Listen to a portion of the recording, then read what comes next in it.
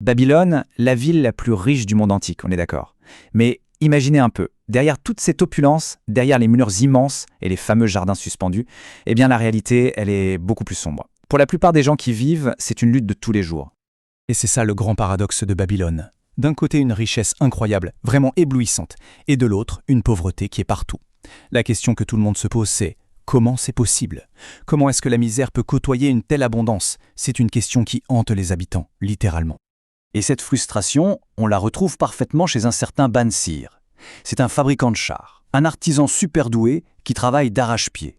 Et pourtant, sa bourse est toujours vide, vraiment désespérément vide. Alors il se pose la même question que des tas de gens. Mais pourquoi? Pourquoi la richesse lui file toujours entre les doigts? Alors voilà, Bansir et son ami Kobi, qui lui est musicien, en ont marre. Ils se disent « Stop, fini de se plaindre, il faut agir. Il est temps de trouver des vraies réponses. » Et là, ils ont une sorte de révélation. En fait, ils réalisent un truc tout bête. Ils n'ont jamais vraiment cherché à comprendre comment la richesse fonctionne. Quelles sont les règles du jeu? Et leur quête va les mener vers un seul homme, Arkad.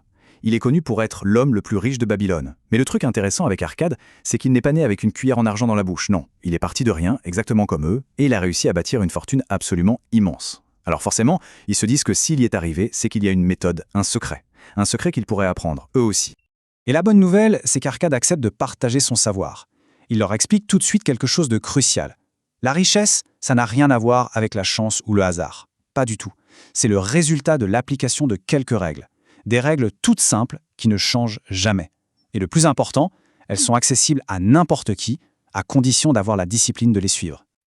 Alors, par où commencer? Eh bien, tout commence par une seule et unique leçon. C'est vraiment le principe fondamental, la pierre angulaire de tout.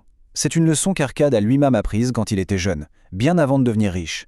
À l'époque, il n'était qu'un simple scribe. Son boulot, c'était de graver des tablettes d'argile. Et comment a-t-il appris ce secret? Eh bien, l'histoire raconte que le jeune Arkad a dû travailler toute une nuit sans s'arrêter. Il gravait une loi sur une tablette pour un prêteur d'argent, un homme très riche et très sage, qui s'appelait Algamish. Et en échange de ce travail acharné, Algamish lui a fait une promesse, lui révéler la clé de la richesse.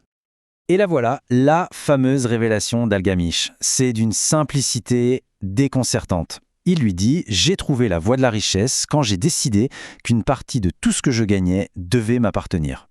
Une partie de ce qu'on gagne nous appartient. C'est tout. Cet argent, il n'est pas pour le boulanger, pas pour le fabricant de sandales, pas pour le propriétaire, non. Il est pour soi, et uniquement pour soi. » Donc, le point de départ, c'est pas une grande théorie compliquée. C'est une action, simple, concrète. Algamish conseille à Arkad de mettre de côté au moins un dixième de tout ce qu'il gagne. Et attention, pas demain, pas quand ça ira mieux. Non, il faut commencer tout de suite. C'est un concept puissant parce que la plupart des gens font exactement l'inverse. On reçoit de l'argent, on paye le loyer, la nourriture, toutes les factures, et puis à la fin, s'il reste quelque chose, eh bien on essaie d'épargner. L'enseignement d'Algamish, c'est de complètement renverser la vapeur. On épargne d'abord et on apprend à vivre avec ce qui reste. Bon, mais attention. Épargner, c'est la première étape, c'est la base, mais c'est que le début du chemin. Arkad a dû apprendre, et parfois de manière assez douloureuse, comment faire travailler cet argent. D'ailleurs, sa toute première tentative d'investissement a été un véritable désastre. Voilà ce qui s'est passé. Arkad avait réussi à économiser pendant 1 an. Il était super fier de lui. Et il a confié toutes ses économies à un certain Asmur, un briquet. Asmur partait en voyage et lui a proposé un plan génial. Il allait acheter des bijoux très rares et à son retour, il les revendrait bien plus cher et partagerait les gains. Sur le papier, ça avait l'air parfait. Sauf que Asmur est revenu, mais pas avec des bijoux. Il s'était fait avoir, il avait acheté du verre sans aucune valeur. Arkad a tout perdu. Et là, la leçon d'Algamish a été, disons, directe. Il lui a demandé « Pourquoi tu vas demander à un briquetier des conseils sur des bijoux ?» La morale est claire, pour investir son argent, on doit demander conseil à des gens qui s'y connaissent, à des experts du domaine. Bon, Arkad a retenu la leçon. Il s'est remis à économiser, repartant de zéro. Mais cette fois-ci, il a fait les choses différemment. Il a investi son argent chez un fabricant de boucliers pour acheter du bronze. C'était quelqu'un qui connaissait son métier sur le bout des doigts. Et là, bingo. L'investissement était solide et il a commencé à lui rapporter de l'argent régulièrement. Arkad commence enfin à voir les résultats. Il touche ses premiers gains. Et là, il fait une autre erreur. Il prend cet argent et le dépense en fêtes, en beaux vêtements, bref, il profite. C'est là qu'Algamish intervient à nouveau et lui assène cette phrase terrible. « Tu manges les enfants de tes économies ». C'est la troisième règle. L'argent doit travailler, oui, mais les gains de cet argent, ces enfants, doivent aussi se mettre au travail. Il faut tout réinvestir pour créer ce qu'il appelle une armée d'esclaves dorés qui travaillent pour soi sans relâche. Et voilà, on a le processus complet, les 3 étapes qu'Arcade a fini par maîtriser. C'est un véritable cercle vertueux. D'abord, on épargne au moins un dixième de ce qu'on gagnait.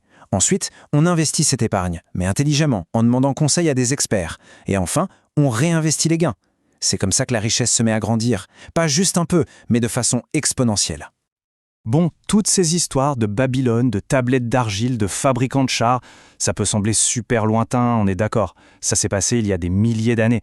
Mais ce qui est fou, c'est que les principes derrière ces histoires, eux, sont toujours d'actualité. Ils sont absolument intemporels. Franchement, qu'on parle de pièces d'or à Babylone ou de monnaie numérique aujourd'hui, les règles de base de la richesse, elles, n'ont pas bougé d'un iota.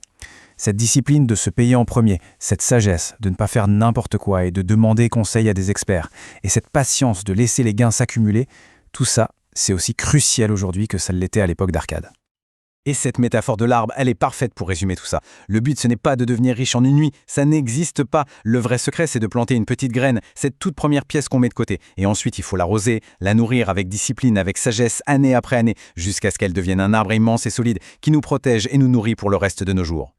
Ce que nous apprend la sagesse de Babylone, au final, c'est que le pouvoir de construire sa propre richesse, il est vraiment à la portée de tout le monde. La question, ce n'est donc pas de savoir si c'est possible. La seule et unique question qui reste, c'est quand est-ce qu'on décide de planter cette première graine ?